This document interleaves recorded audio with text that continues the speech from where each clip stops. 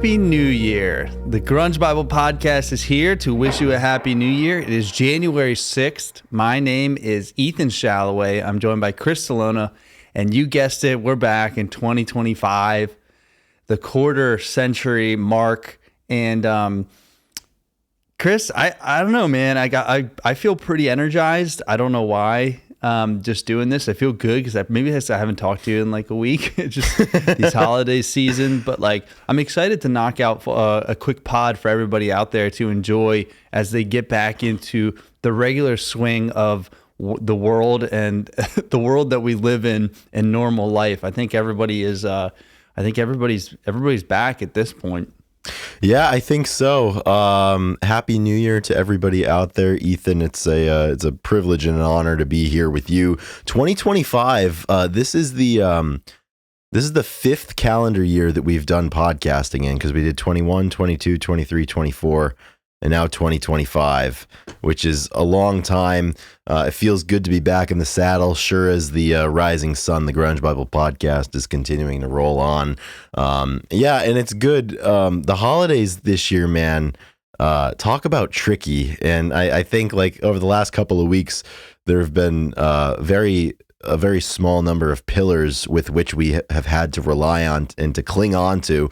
And in a weird way, sitting down to do this podcast amidst everything that's gone on and the debauchery and the lack of plans and the holiday celebrations and the visiting and the merriment, it's been good to have this. And I needed this right now. I needed to sit down and talk with you. I think so.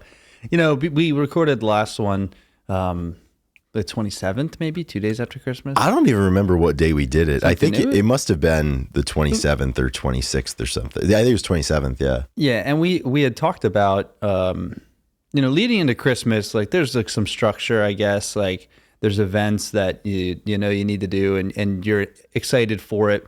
But once Christmas hit and it was the 26th, it was, Thursday, and we had a whole another week until the New Year's Eve parties and the other get-togethers, and some people went back to work like New Year's or January 2nd. Some people have off till the 6th, and some people took off. And I think that was the toughest stretch after Christmas until now. Like that was when it got weird for everybody, because football was on at like 2 p.m. on, and it's been on every day. It's been on every day. Like if you're a sports bettor, you're hurting because all you know to do is to throw in a few things, but you don't know, and nothing's for sure. Like people are sitting out, for bowl games, or the games don't really matter, but you don't have anything else to do, so you keep watching. And the thing about the last couple of weeks too is, like, regardless of what your personal work schedule is, somebody that every single day of the last 2 weeks hasn't had to work. So like there's always somebody to link up with, and there's just something about the last couple of weeks that, like, it's always been a good time, and it's always felt like a good choice to like go and grab a beer, or like it's always been a good night to stay up, or it's always been a good morning to sleep in. And it's been it's always a good morning to stay up and sleep in. Yeah. Oh yeah. It's always a good morning for that stuff. And I'll tell you, man, like, I haven't worked since December 18th. Like I took a couple of days out, and then my offices are closed until the day this episode comes out on the 6th. So when you're listening to this, everybody, I'm going to be hurting. Yeah. It's like the summer of George, like the winter of Chris, and it's almost over. And man, I'll tell you, like the only things I've been clinging towards has been like coffee in the morning, going to the gym when I need to go to the gym, and this podcast. Like those are the only constants in my schedule of the last couple of weeks. So it's been good though. Yeah. This is one of the trickier holidays I think that we've had in a while, and I think we did. I would give ourselves a high grade for how we've navigated it. Although we're not done yet. We're recording this on Saturday, January 4th.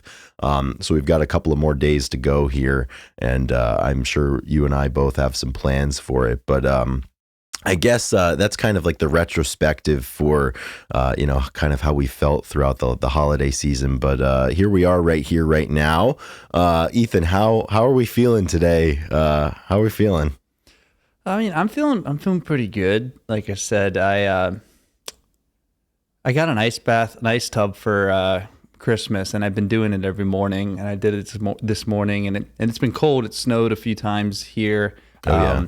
It's a lot colder than in Alabama. So having that has been really good. I don't know. I think we've talked about New Year's resolutions a few times, and We have. it's more habit changing. A few like habits, not like big. I don't put like big goals. Like I want to buy a house because I'm not gonna say that. But like I think the small things, doing the small things like day to day is always going to help. Help you feel better about just going through life. So that's been really fun to have. I've always done like cold showers or ice tubs at practice, but having something in the morning is cool, and getting outside. And I've spent a lot of time with the family. So it's weird because he's been off for 2 weeks and I've been off, and we try to plan stuff, but there's other people that are involved in plans. So it's not so simple all the time. Yeah. Even though, cause I'm an individual. I don't have a wife to have to ask to do stuff, or people want to spend time with me, but it's not my wife wanting to spend time. So no, I'm doing really good. I'm ready to attack 25. I feel pretty good about it. Back for our birthday, I was like, I just need to make it to the new year. I remember this very vividly. Yeah. So, and so now the we're new here. year is now here. So hopefully we can, there's a lot of really good things that are going to stack up in the next couple of months. Oh yeah. I did see a meme, and it was like, if I just make it another 52 weeks, I'll be good. Yeah, I saw that one too. It's like, if I could just get through. Hey, you know what? We've gotten through every year so far, and we're continuing to get through. Yeah, I'm glad you're doing well. I agree with like the habit thing. Like I really locked in with a lot of things that I wanted to lock in on, like throughout November and December of 2024. So like right now I just had like a 2-week reprieve where all hell broke loose, but I'm excited to get back on the horse and get into it, and just keep striving towards different things like that. And Good. It's good. Yeah, like that's the way to do it. If you set those habits earlier, you get a head start on all the resolutioners out there. So I think that's what we're trying to do. But I heard that January 15th is a National Quitting Day. I saw that in it was like a Nike commercial, or like a Apple Watch commercial or something. They were saying that they're like, yeah, everybody quits, so buy this $800 watch so you don't quit. But it's just like the Pelotons. When everybody bought those, like not only do you quit, but you quit and you're out $800 or $2,000. But I don't think the people that listen to the Grunge Bible podcast are the quitting kind, Ethan. I think we're the type of people out here that we set our sights on something, and we track down those goals, and we're able to do that here. We set the goal many years ago to do a podcast every week, and here we are 198 weeks later, and we're still rolling. Before I go ahead and thank the Patreon supporters, funny story. Yesterday I was at this new gym that I've been lifting at, and I just got to talking with one of my new buddies there, and the podcast and Grunge Bible came up, and like I don't typically talk about, like I don't volunteer this information really that much, but it just came up in conversation, and it was funny. He was like, so what's your podcast about? And I was like, honestly, man, I don't really know. I was like, it started as like a grunge rock podcast where we're talking about grunge, but at this point, like, I don't. Ethan, what's our podcast about? What genre do we fit in? Yeah, like what do you think? Because we're technically, according to the charts. You submit it. Yeah, we're a music commentary podcast. I think that's a pretty. That's fair. Is it music perfect. commentary or just music and then commentary? Could be both. Yeah, is there a comma in there? Yeah. Where's the commas? I think that's perfect because it gives us plenty of leeway to talk about anything regarding music, and then I think the basic jib jab is important. Yeah, I think so. I think it's really important, and we're able to do this for the 198th consecutive week with many, many thanks to the lovely people who support us on Patreon. So if you're not familiar with it, which you should be by now, but we have a $2, $5, and $10 per month tier. And talking about resolutions and setting good habits, a good habit to set, I think, is to support the people that add value to your lives.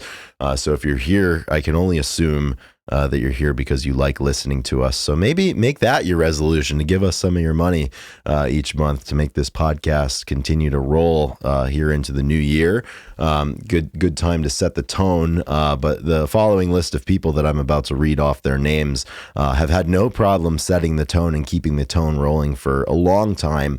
And those are our top tier supporters on Patreon who give us a monthly contribution at that top level every month and help offset all of the costs. And we're getting closer to that time of year, Ethan, where the tax man cometh and all of our debts need to be paid for the podcast. So there's truly no better time than now to support the Grunge Bible podcast and join the following individuals here who support us over at the top tier.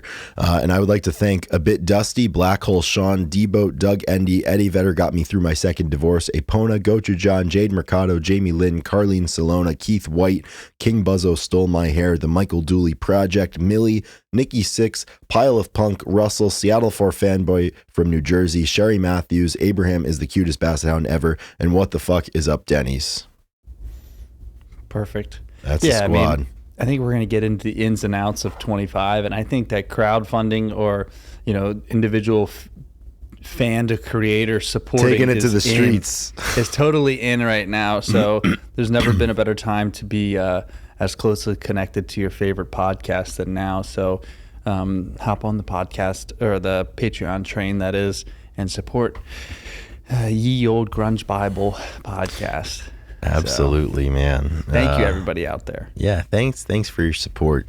I feel like we're heading into the new year with vigor in our hearts and our minds for this podcast, and we'll look to see where it gets us after. If we could just make it through the next 52 episodes, Ethan. That's right. All right, what do you say we roll into some This Day in Music here, and then we get into our ins and outs of 2025. I'll kick things off here for January 6th. On this day in 1947, Sandy Denny was born, and Sandy Denny was most prominently known as the vocalist for Fairport Convention. I would say probably their most popular song would be Who Knows Where the Time Goes. I'm blanking on some other ones, but really, really good band. Sandy Denny also holds the distinction of being the only guest vocalist to ever have been featured in a Led Zeppelin song, duetting with Robert Plant on The Battle of Evermore, which I think was off of Led Zeppelin 4? I don't know. I'm not a Zeppologist over here, but happy birthday to the late great Sandy Denny. She has a solo version of that song, Who Knows Where the Time Goes, and I just remember incessantly listening to it, like right when I was about to graduate from college, and I was sad boy because I didn't know what I wanted to do with my life. But here I am, almost 7 years later now, doing stuff. So that's cool, and thanks, Sandy Denny. Yep. Still hits every time you listen to it. Oh yeah, obviously. Really does. That's awesome. I was right. Sandy. It was Led Zeppelin 4. Look at me, and maybe I am a Zeppologist after all. I'll tell you what, the classic rock albums, like, just because you weren't there when it happened, it's really hard because we probably got introduced to like the greatest hits and stuff. So you think it's off of that album, but really there are actual albums that you can refer back to. So sometimes that's tough. That's tough because you just hear them on the radio or hear them on. Yeah, I'll tell you that. Like if there's one era or genre of music that everybody knows more than they think they do about, it's classic rock. Because like I don't care what kind of music you're into now. If it's got a guitar in it, we've all paid our dues in the classic rock era. From like 68 to 78 or whatnot, and we've all kind of got a good working knowledge of that, even if we don't actively listen to it. I think the first Spotify playlist I ever made on my account was like my favorite Led Zeppelin songs back in like 2014 or whatever. So looks like the knowledge is still holding on. That is awesome. So moving on to 1955, Rowan Atkinson is born, better known as Mr. Bean. And I'm a huge, I love Mr. Bean's hilarious. Like he's like the original Borat, right? You're not a Mr. Bean guy? I'm not a Mr. Bean guy, man. Dude, Rat Race. Oh my gosh, Rat Race. Like it was one of my. I thought that movie was like absolutely hilarious when I was a kid. There was one movie where like he was trying to get to like the south of France. I don't remember traveling. Yeah, he's always on the go. But I'll tell you. So when I was in I don't know. I was young. I was like 10 or 11, and my brother had a surgical procedure done and was recovering.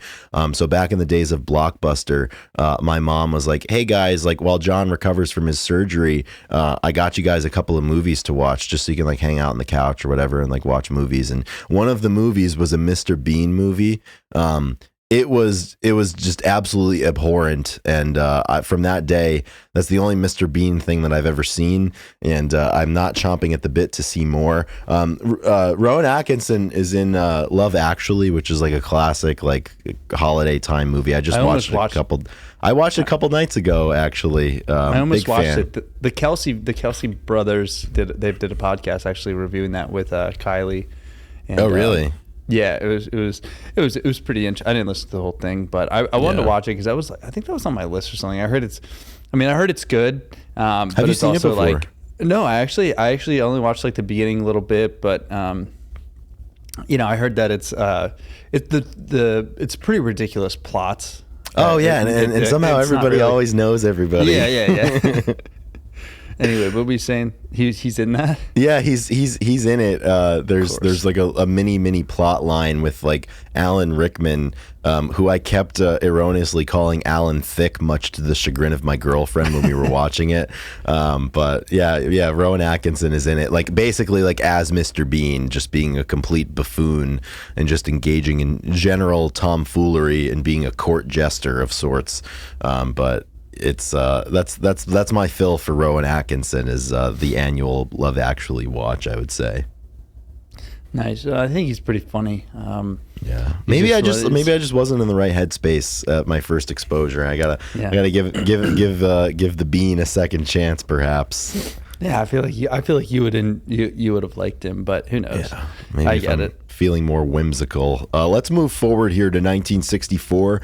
On January 6th of 1964, the Rolling Stones began their first ever headlining tour. So if my math is correct, 2024 marked 60 years of just ripping around the world, headlining various tours and shows, which is a long time. Ethan, you've never seen them, right? I have not, no. Yeah, no, me neither. I'm like, I don't know. I like the Stones a lot, but I just like 2025 is not the time to see the Rolling Stones for the first time. Yeah, I don't know. I mean, like as far as like a legacy pool and being able to see them, maybe, but I don't think I'm going to spend any money to go see them. No, I don't think so. That's just me. Yeah, I don't think so. But the thing is with them, like they always play massive like football or soccer stadiums. So like you can cram like 55, 60, 70,000 people into it. It's like you can always, I feel like a Stone show, like you can always buy a cheap ticket too because it's such a big show. And I think they played where the Patriots play in the summer of 2024, but that was not on my list. Nor was it actively on my radar. So yeah, I agree with you. I feel like I just missed the boat. Oh, well, can't see them all. We try. You can't see them all. In 1975, the Wheel of Fortune debuts, and it's still rolling, right? I mean, yeah. So Pat Sajak retired, and Ryan Seacrest is the guy now. Of course, Ryan Seacrest. Yeah. So Ethan, were you like a Wheel of Fortune in Jeopardy house growing up? Like, was that on television like in the evenings? Yes, more Jeopardy than Wheel of Fortune. Sure. But I mean, it popped up. We didn't have like my dad's parents, or I don't know. We didn't have my grandparents that watched it all the time. Like my dad, he watched it a little bit here and there, but it wasn't a huge thing. But we did like game shows. Like I liked there was a TV Land, the old game shows like Whammy. Yeah, I remember watching Whammy a lot. That was kind of fun, but not huge. I definitely wasn't like super excited. I mean, obviously when Ken Jennings was on that the historic run that is. I mean, honestly, I'm surprised with the hit records of all the old baseball guys. Like looking back, Ethan, like there was There was this radio show that I listened to maybe about 8 months ago or so, and they ranked the top athletes of the 21st century. I'm surprised that Ken Jennings didn't make their list. There it was the guys on 96.9 WVIN, Dick Playoff Richards and Gord Sinbin Simmons, and I was surprised that Ken Jennings was omitted. But 74 game win streak for Ken unbelievable. Jennings. DiMaggio only hitting 56 games. Ken Jennings hitting 74. Beginning in June 2004, Ken Jennings, a 29-year-old computer programmer from Salt Lake City, called the show's bluff by becoming a nearly unstoppable force, winning 74 games in a row and racking up $2.5 million in winnings, the highest ever earnings for a contestant in the regular season. The postseason. It's funny, like, imagine being so good at something that they just like give it to you. Like, he's the host of Jeopardy now. Like, he's the permanent host. Like, he was that good at it that it's like, hey, like, you can run the show after Alex Trebek passed away. But thinking back to Wheel of Fortune here, I don't know about like how the schedule was, because I know different parts of the country it airs at different times, but I know like it's always on CBS where I grew up. 6:30 p.m. was the national evening news. 7 o'clock was Wheel of Fortune, and 7:30 was Jeopardy. And I totally agree, man. Like Wheel of Fortune is it's like or checkers versus chess. Like Jeopardy was the thinking man's game, and you kind of like fuck around and watch Wheel of Fortune, like, oh, like it's this, it's getting the groceries, but then you go, you go to Jeopardy and you're just able to rip and you can get on some good runs there. But yeah, I was always a Jeopardy guy. Yeah, I'm just looking through the wiki and stuff, and I guess they had just changed the rules the year before in 2003 that you could only have 5 consecutive wins, and they changed it to you go until you stop. And that's where he called their bluff and was like, I'm not going to lose. He's like, in that case, you better get used to me. I remember he would like taunt, the he was a like, trash talker, man. Like he was exactly what the sport needed. I agree. The sport needs big personalities. Yeah, exactly. Like it definitely was the height of Jeopardy as far as like people were tuning in to see if he was going to continue the streak. It's like if the NBA had Iverson and Bryant and the NFL had Terrell Owens and the likes of T.O., Jeopardy had Ken Jennings. I mean, yeah, dude, like it turned him into a household name like Barry Bonds and all these things. Yeah, and everybody. Like Ken Jennings would hit like a 480-foot dinger and pimp it out and flip his bat and take a long time to round the bases, basically. And that's what we need sometimes. You know what's big right now? That's really making a push back into mainstream is darts. Darts has made its way to the U.S. Have you seen a lot of I've played, my friends and I, we play darts. Oh yeah, everyone plays darts. Everyone plays darts and billiards. Darts games are in for 2025. Games are totally in, and darts. There's some superstars that are really young, and the funny thing with the guys is like, yeah, there's like a 19-year-old kid, but he looks like he's 35 with kids. Mm-hmm. But he plays darts and he's really good. A few 9-darters happening and stuff. Oh yeah, dude, when they hit the 9. Wild. Oh yeah, it's absolutely unbelievable. Darts are in. Darts are back. Darts are so back. We're going to talk about. I have a feeling the darts conversation is going to come back here a little bit later. Yeah, absolutely. Let's rip through these last couple of this days in music history. On this day, 1986, the frontman for the Arctic Monkeys, Alex Turner, was born. I am not really a big Arctic Monkeys guy. I'm looking through their discography right now, and I'm not even really familiar with a lot of their stuff. But I know this is for all the people out there. And Ethan, I feel like I was an Arctic Monkeys guy. Yeah, for sure. Yeah, we used to play I Bet She Looks Good on the Dance Floor, or my band. That was always a ton of fun. Okay. Yeah, that's them. Yeah, they were really good. They're one of those bands that, I mean, they were big. Yeah. They weren't massive, but a lot of bands during that time, like people love the Arctic Monkeys, like bands. They were the musicians. Yeah. And I think they're like really hallmark of a point in time with like what a lot of people were trying to do with their music. Yeah. Yeah, for sure. They were funky, and they tried different things, and the dude's voice was special and unique. Yeah, they had a really nice run. Oh yeah. I would love to get back into them a little bit. They're part of the bands. They're part of the the band sphere that when you listen to an album, you can kind of listen to every song and find good stuff. And every song was really like well put together and good. Because there are definitely some artists where like, the albums as a whole aren't that good, but I feel like there was a certain time where bands really put together good complete albums. Obviously, we talk about a ton of them all the time, but they bled into the 2000s. Yeah, I think they started in the 90s. I think they were.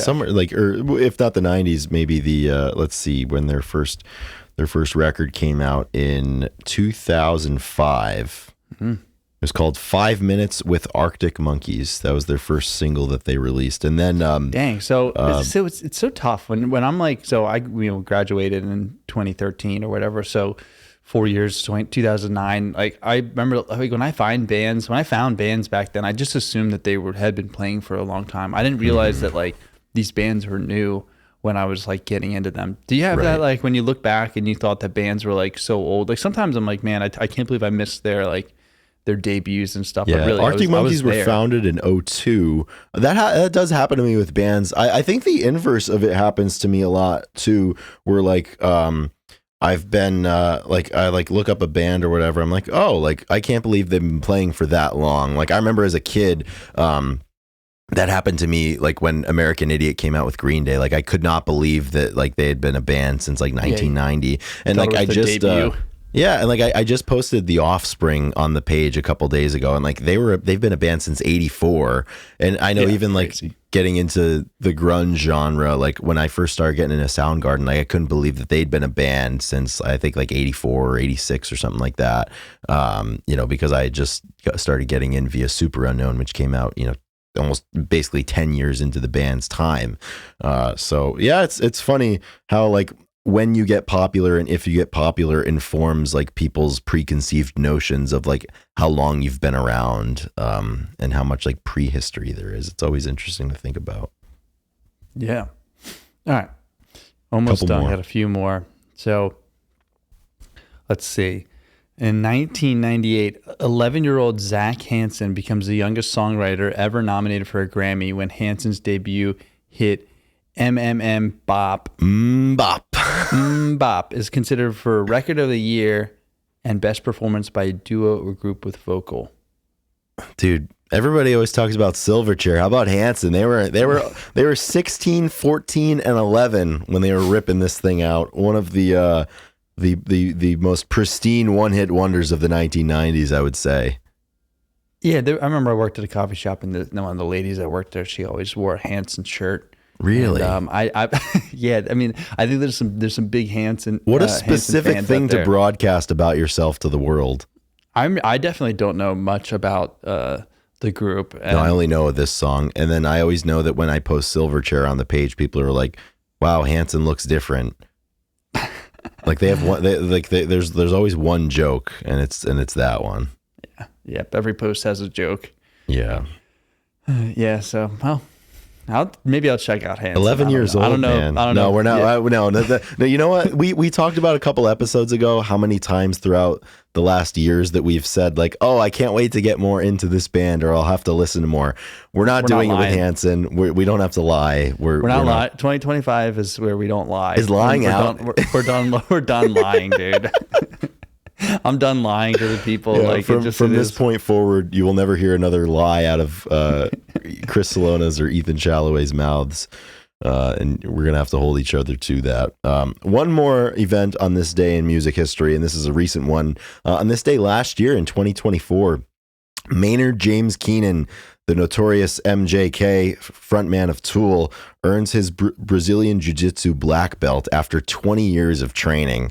I didn't know that he was into this kind of stuff. It doesn't surprise me at all. This is like, if you had to pick like, hey, like which frontman from the 90s is going to, train BJJ for 20 years. It's actually a threat. Because at least like with him, like he looks like he's a threat. So he's backing it up, which is great. I mean, you probably would have picked him like if we have those scenarios where you pick bar fights like Eddie Vedder versus. Oh yeah, it's like MJK. you and one musician get to take on the bar. Like Maynard would definitely be be one of Maynard the would be individuals. a absolute killer in a bar. Yeah. I always think about that too. And like, I remember back in the day, and I'm sure even now, like you see videos of like people getting into scraps at bars. And like, there was this one video of this bar fight that happened at the University of Iowa. And the aggressor did not know that he was aggressing towards a University of Iowa wrestler.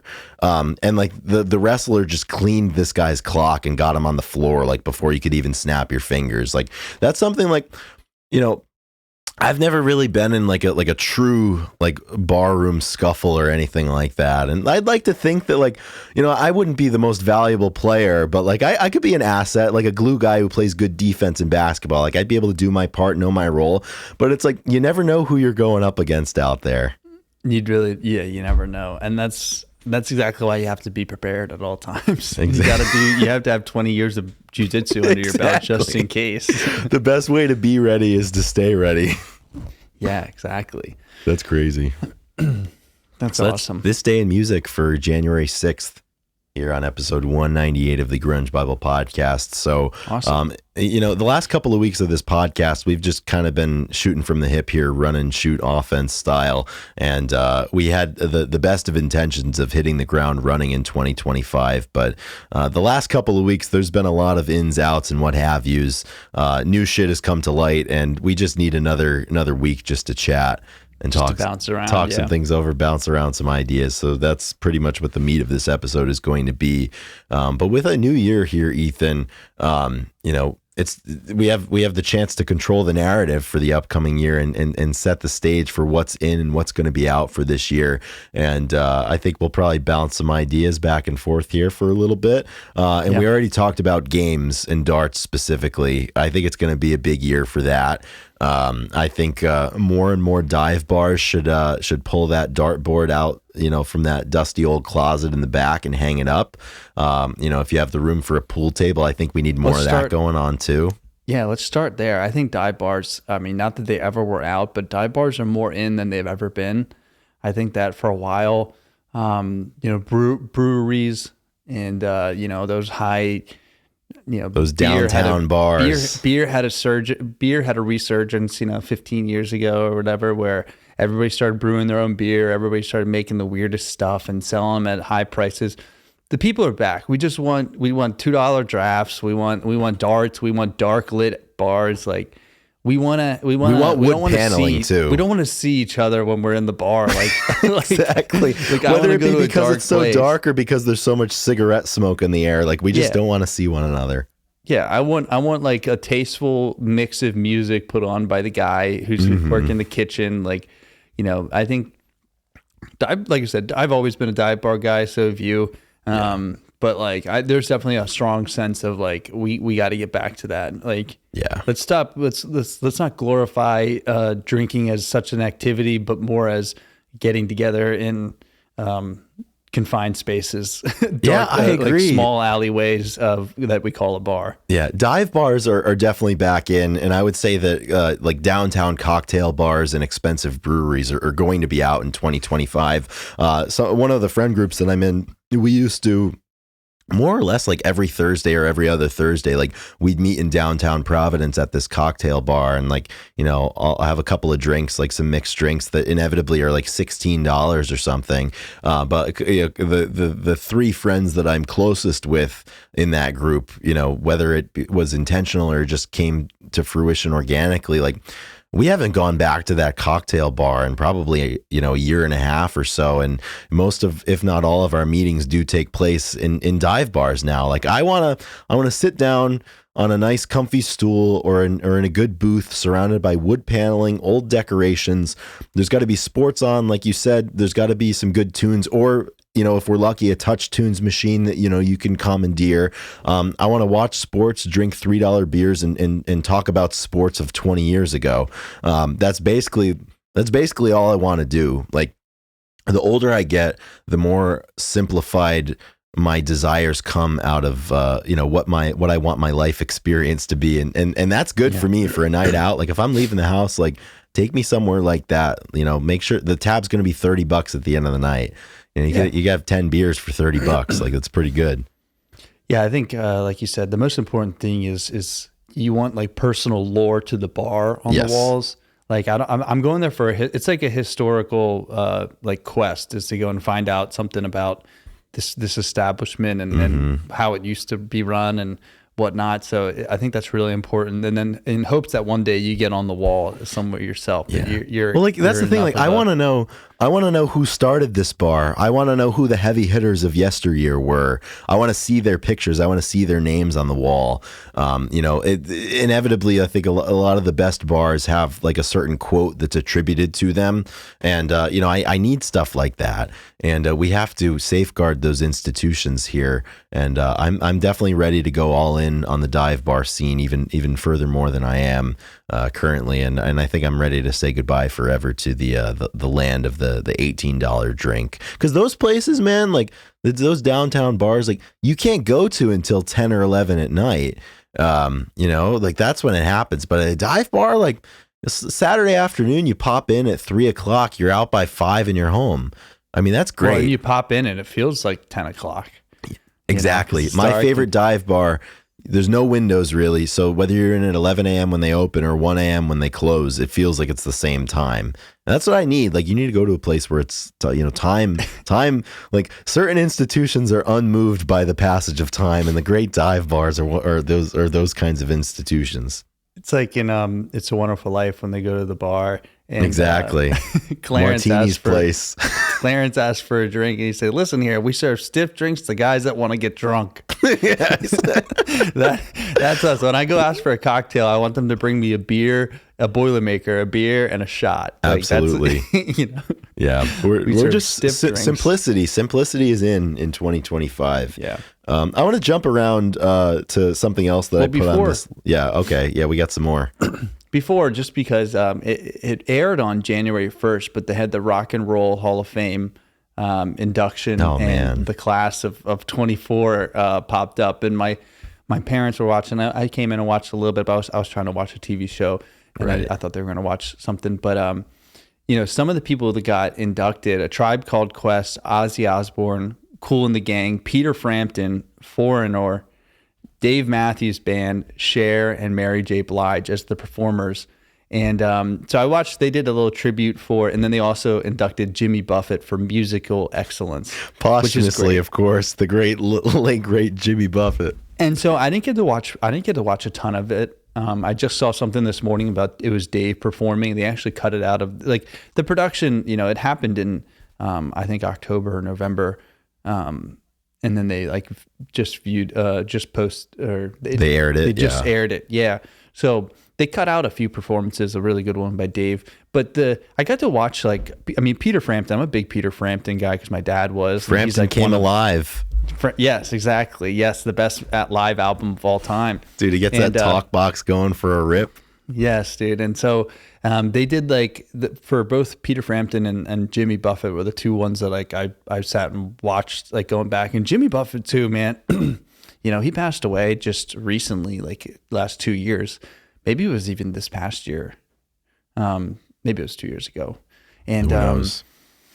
Just like someone like him. I mean, there's a ton of people like Frampton too. I mean, just like these long careers that sometimes you don't really understand how long they've been doing music and it's so cool seeing, because a lot of these people, you see them now and we weren't around for when they were young. So you just see them when they're older or in their 40s or 50s, but then you see them when they're like in their 20s, when they first started, and you're just like, oh my gosh, like this dude, like Jimmy Buffett was just like, the surfer, like beach type, or he was a road guy, and he had the mustache and like the long hair. And it's just like so cool to see.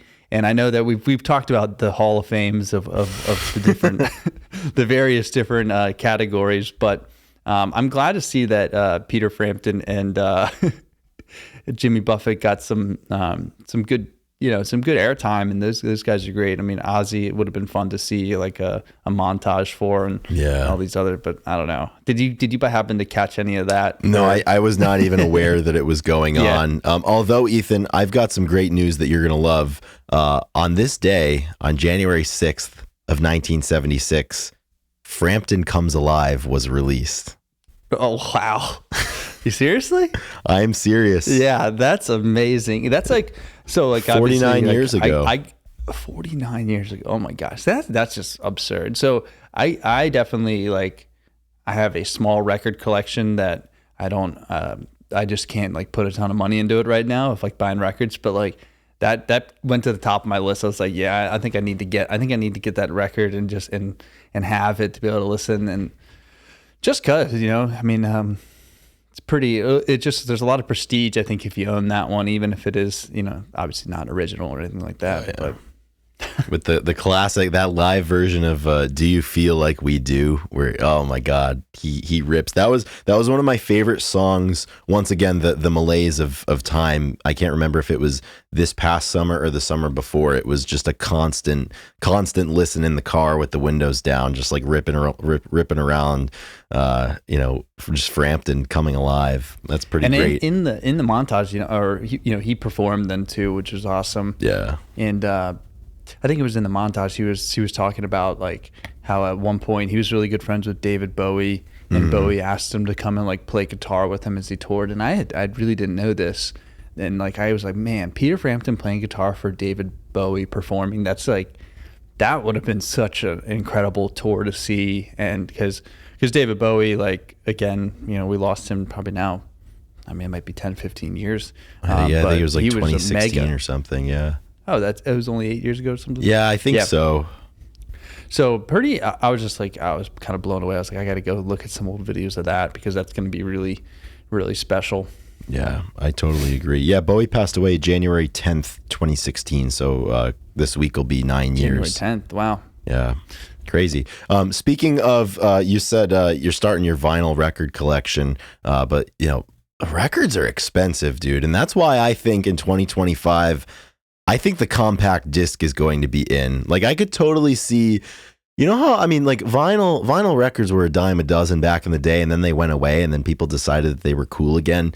I could totally see something similar happening with CDs, because they're in such abundance and they're such a good way to own physical copies, because I think people still yearn for that connection with the music that they listen to. So 2025 might be a little early, but I can totally see a CD renaissance coming back here soon. Like, I'm happy that I never got rid of mine. I debated like donating them or just giving them away, but I'm happy. I've got a stack, just over my right shoulder here, next to my records, and I think they're important. I think they're going to be in.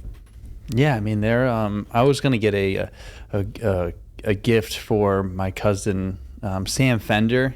He said, Yep. Do you know him? He sings. I do.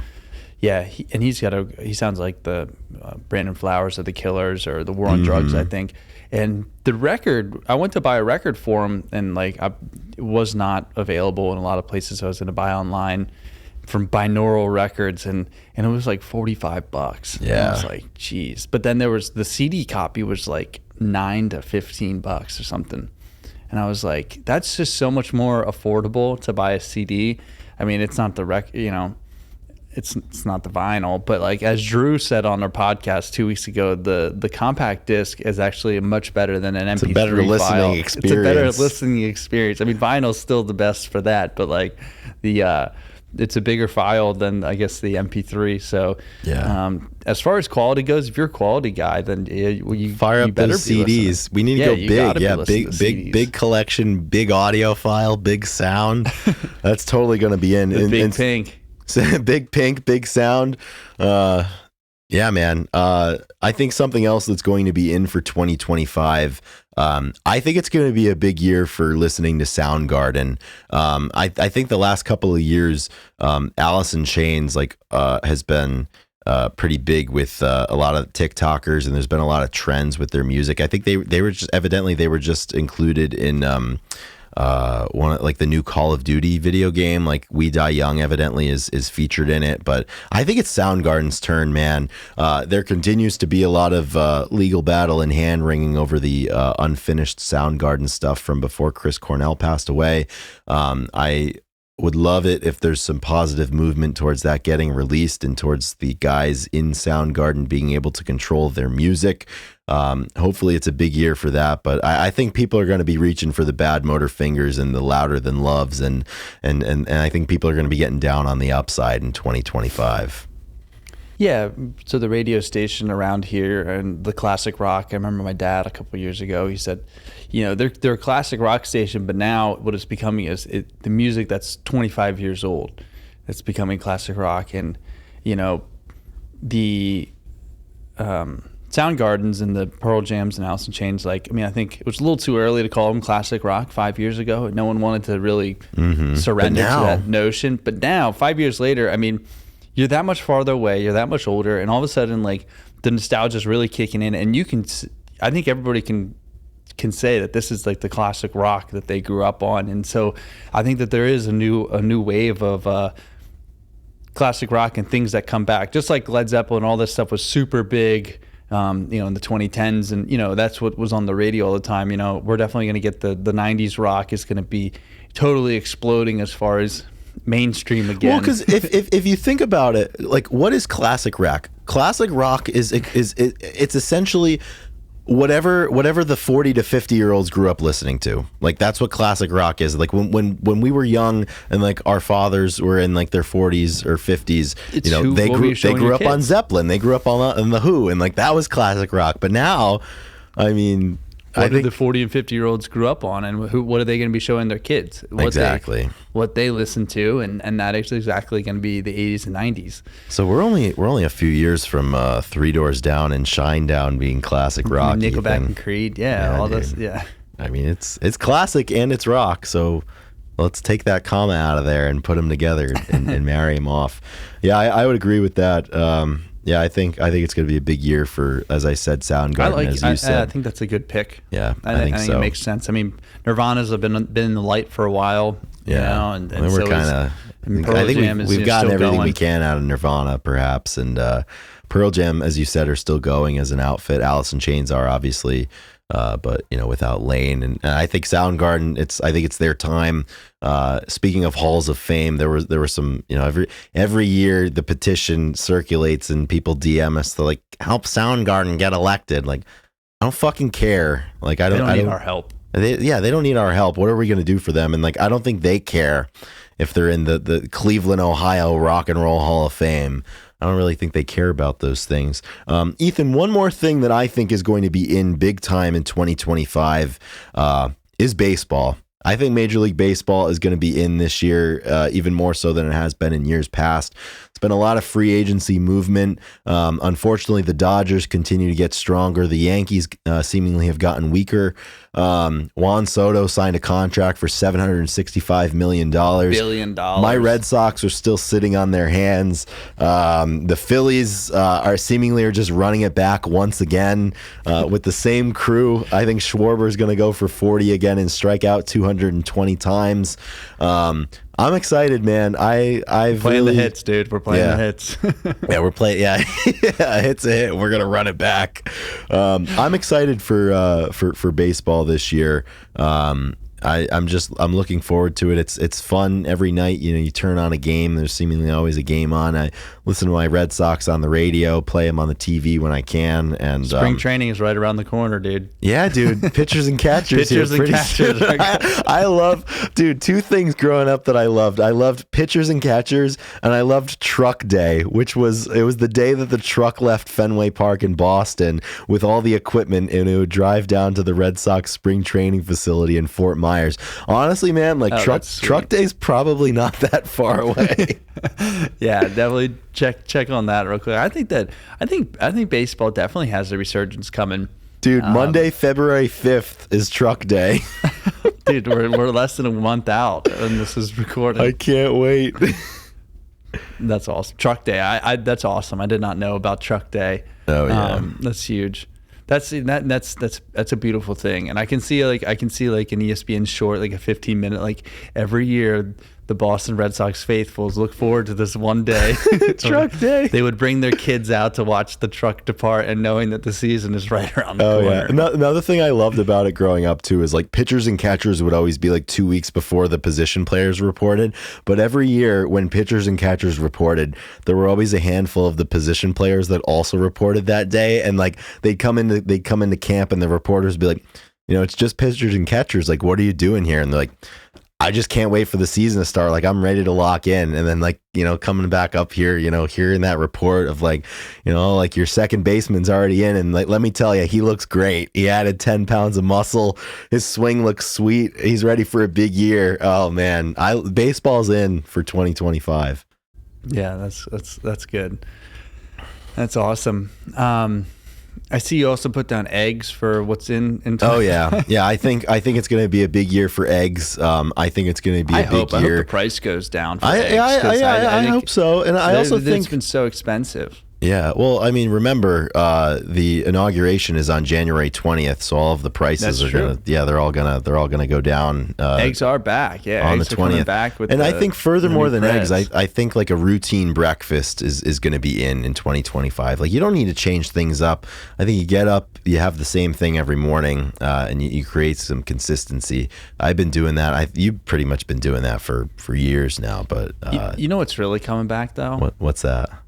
I think steak and eggs in the morning. Oh, you don't hear much about steak and eggs now. You do not hear much about steak and eggs, but I will tell you. So my strength coach, Coach Wood, Stephen Wood, he is a steak and eggs guy, and one of his things we like to do, or he's told me about, and I've done a few times, is locking people in. Right, like if you have a buddy that you really want to come to something, like you just. This is like a bachelor party thing. Like someone's like on the fence, you just buy them a ticket. You buy them a plane ticket, get the boys together, and be like, "We locked you in. Like you have a ticket." Yeah. And so one time he said that they were at a brunch, and he pulled the waiter over. He's like, "We're all getting steak and eggs. Like don't even just bring them out." He called the shot. He called the shot, and he got steak and eggs for everybody, and it was an absolute hit. And like, if you ever want to impress the group you're with when you got to breakfast, get steak and eggs. It absolutely will. It'll move you to the top of the list. You're immediately like in charge if you're getting steak and eggs in the morning. Like, there's something about it. There is and it is quite. I actually had it. Last like a week ago, we made some steak. We had some leftover steak because it's tough to leftover steak from the night before is definitely the way to go. Yeah. Because it's hard to dedicate like a screaming hot nice cut of steak for marriage with eggs on a breakfast plate at 10 in the morning, which is why you go out and you have it. Yeah, but definitely steak and eggs need to come back.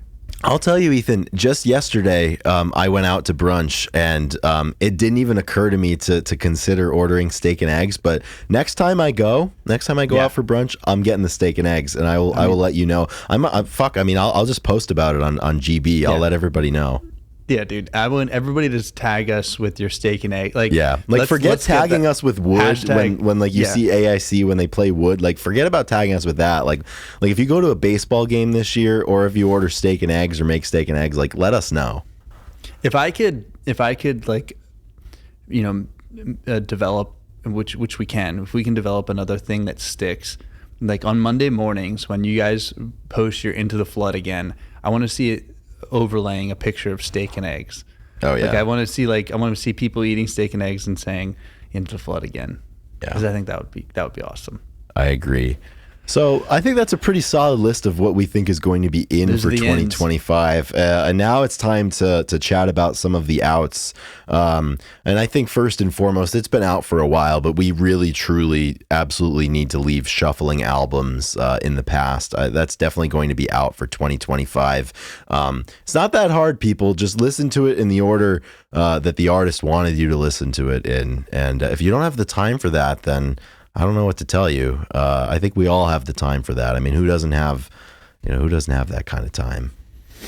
Yeah. Are you saying like you can't like cherry pick songs anymore? No, you can cherry pick songs, but like I'm talking about like if I wanted to go listen to 10 and I intend on listening to more than one track, you can't shuffle it. You gotta start with once and then continue on from there. Yeah, I'm surprised that people would even. It's really I think it's psychotic behavior. I don't think you should be able to do that. Like you shouldn't be allowed to. Yeah, I think it should be at least a misdemeanor. Yeah, and piggybacking on that, Spotify, as we talked about in kind of the year in review, I think that. I mean, they might be out in general, but definitely relying on Spotify to handle your algorithm and to give you the music that you deserve. Let's just be out on that. Like, find other ways. like, just go in there, and I don't know the best way to do music discovery. Like we try to figure it out all the time, but you just got to do it. Here's what you got to do. You got to go to YouTube and like start watching some live videos, and eventually you'll come across like a live video with like 900 views from some really obscure band that you've never heard of. Like give that a listen.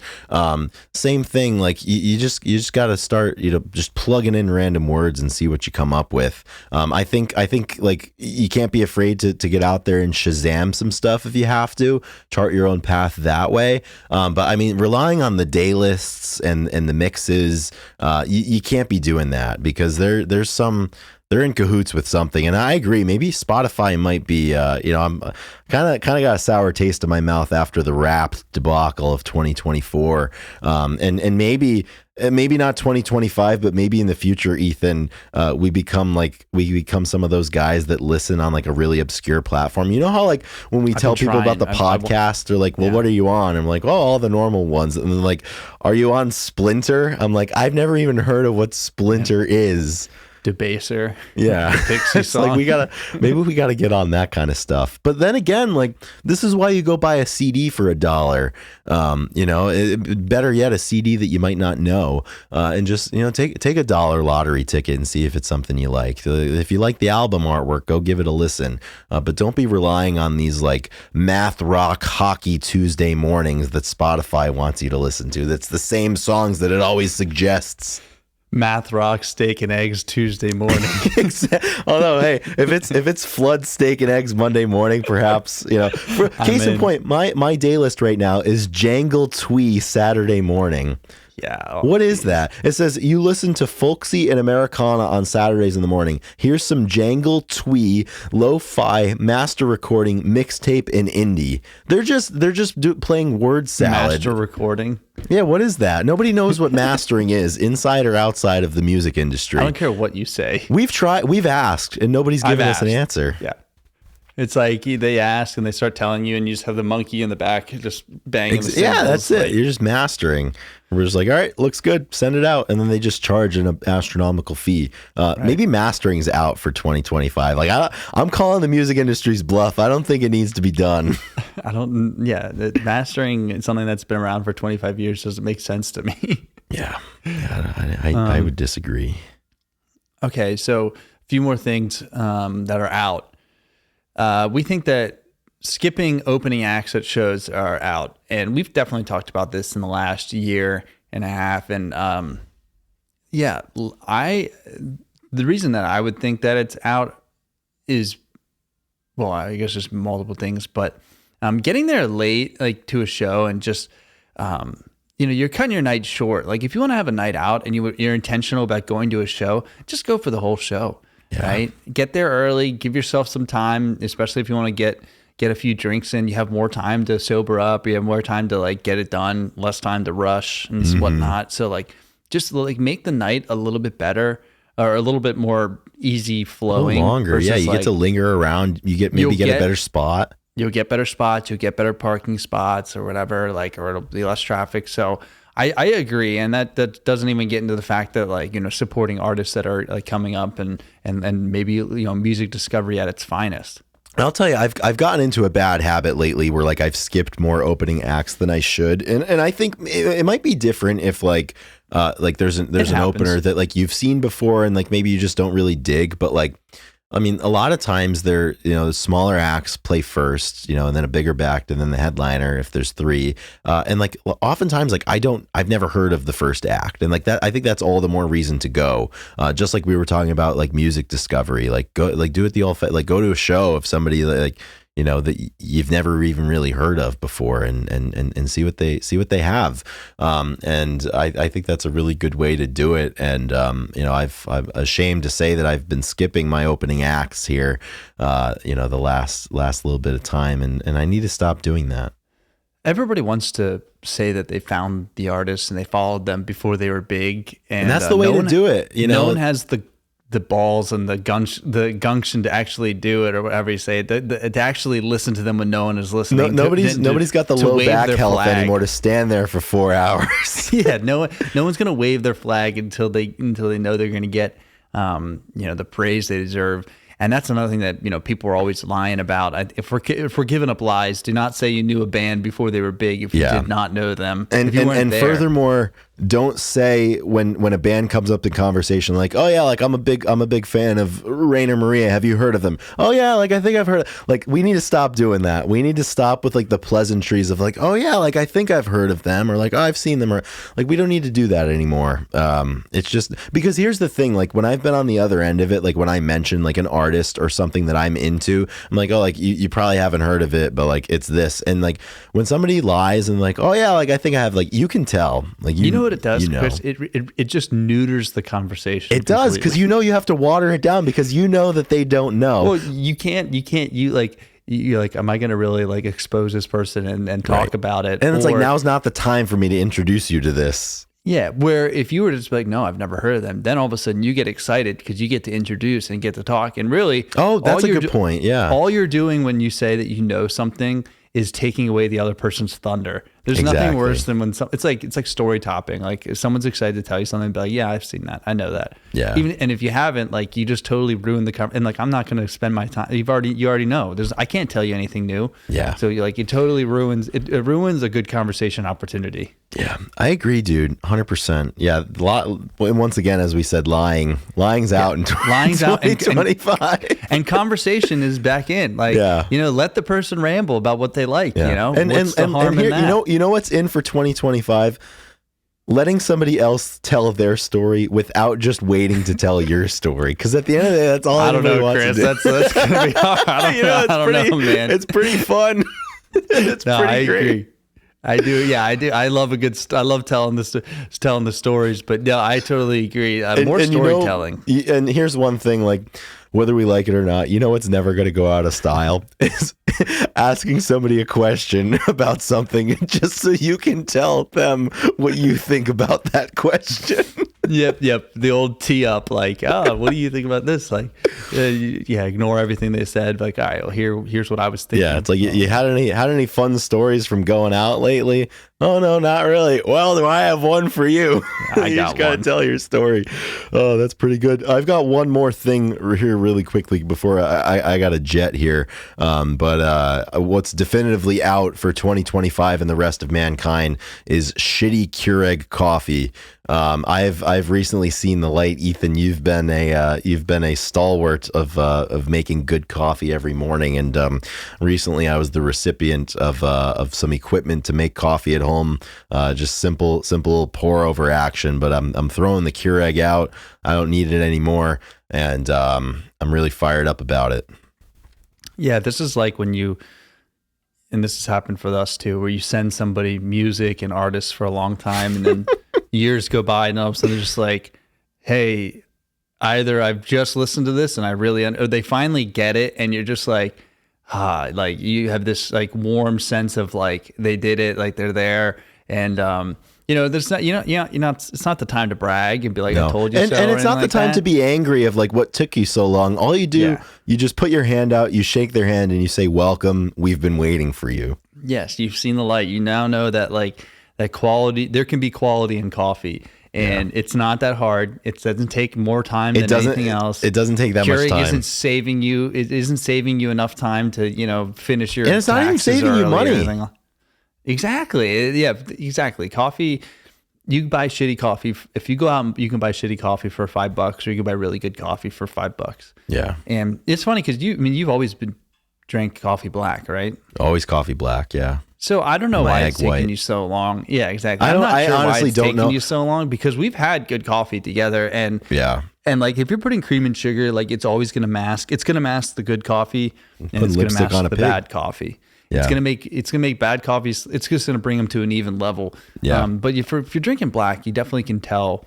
You can tell flavor from no flavor. Yeah. Like, I'm excited to like build that ability and like have some skin in the game with making. I think the issue with me is like, there's, as you know, obviously, like, there's so many different methods and paths that you can take to like make your coffee at home. So like I was just like never really certain of like which one I wanted to do. And then also like the cheapo in me was like, well, I have this Keurig machine and it works perfectly fine. So like I don't need to Like, I'll just use it until it doesn't work, and then I'll get something. But I'm glad that the hand was forced. Shout out to Eddie Vedder, got me through my second divorce, for putting me on this path. I'm pretty stoked on it. I'm feeling pretty jacked off about it. So I'm glad that he got, everything takes 7 touches. So I'm glad that Exactly. he was the final one. I've been touched for the 7th time here. And for all the people out there listening, like, that's what you said, something about, equipment and whatnot, and like being, paralyzed by the idea of like, I don't know which one to go with. The main thing is you buy good beans. If you buy good beans, it doesn't matter how you make it, the quality. You can put like good beans through a coffee maker is fine. Just buy nicer beans, and you don't need to, like, it'll do the work for you. It's like buying a nice cut of meat. Like, if you cook it, like, it's a better quality. So there's more room to like mess up or whatever, and it's still gonna be better than like a really bad cup of coffee that you take a lot of time to make. Like, so just make sure that now you have the equipment, just like, just spend a little bit, especially if you're making just for yourself. I mean, a bag of coffee will still last you 2 to 3 weeks. So like, it's not like you're going to be ripping through, right. I mean, maybe you will, but it's not like a pack of cigarettes at the dive bar. Like, it's going to be there at the end of the day. Yeah. Well, speaking of cigarettes, I have one last thing before we really clock out. I got into breath work last year around this time with our buddy Minji, and plan to keep doing it during this time, like, breath work and cold tub. And I was thinking, we're talking about cigarettes, and we were talking about Zyn and nicotine and whatnot. And, people always talk about cigarettes being like a stress reliever and whatnot, obviously. And it's like a habit that you do that it brings you comfort. There's some things that, like, making a cup of coffee, like, brings you comfort. I was just thinking about cigarettes, like, what why it calms people down? I don't think it's because of the nicotine and the habit. It's like literally like just when people say you get really stressed, take a deep breath and breathe out, hold it in. Breathe in, hold it in. That's smoking cigarettes. You take a big pull, you hold it in for a little bit, and then you take a big long breath. So really, people are just doing breath work with cigarettes this whole time. And I was just like, it makes so much sense. Like, not only is just it breath work, but it's just the adult version of like clicking the pen. Like, it just gives you something to do with your hands, like how you like play with the pen in class. Well, it's just like it's turning like basic things into like a game, like with a kid. Like, okay, we're gonna like putting away the toys. Like, let's turn it into a game, so it's fun. It's like doing breath work here. Doing breath work is just like, all right, let's put a cigarette in their hand, and then they'll be happy. You said it's like a game, and if we close this episode going full circle, as we said, the first thing that we said was in 2025 was games. Games are in. Games are back. Jeopardies, all those things are back. Darts and darts in for Jeopardy, 2025. Darts Ethan, and darts. That's great. Let's close up shop here. Happy New Year, everybody. We hope this is a great year for you, as I hope it is for you, Ethan. I think it's going to be for you. I think it's going to be a good year for me. Good year for the pod. Good year for the page. Real quick here, if you have a song of the week here, I think I'm just going to name mine, and it is definitely going to be "Do You Feel Like We Do" from Frampton Comes Alive. That's going to be my song of the week. That's awesome. And perfect. My song, I'm going to, oh man, let's see. I don't know. I don't know if I put this on. I'm going to put on In a Big Country, and I'm going to do the cover by Mo. It's been really good. It's been really solid. So 2 good ones. You said In a Big Country? Yeah. You'll know the song when you listen to it. It was originally done by, I think the band was called Big Country. It's great. Yeah, I've got it right there. So what I'm going to say right now is that I'm going to listen to this after we record, and it's not going to be a lie because Lying is out in 2025. As soon as I close up shop here, I got to get in the car and get going somewhere. I'm going to be listening to In a Big Country by Mo. Ethan, thanks for doing this. This was fun. We're ready to attack the year with abundant vigor. Yeah, we are. Thank you, everybody. 2025 is here. Grunge Bible is still here. You guys are here, and we will be back next week for another episode of the Grunge Bible podcast. So stay tuned. Rock and roll, everybody. Rock and roll, guys.